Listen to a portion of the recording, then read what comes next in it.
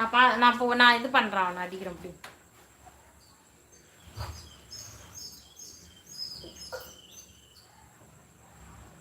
யார் லைவ்ல இருக்கீங்க?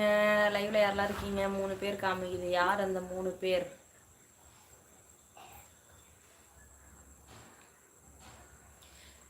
திருப்பரங்குன்றத்தில் நீ சிரித்தால் முருகா, திருத்தணி மலை மீது எதிரொலிக்கும்.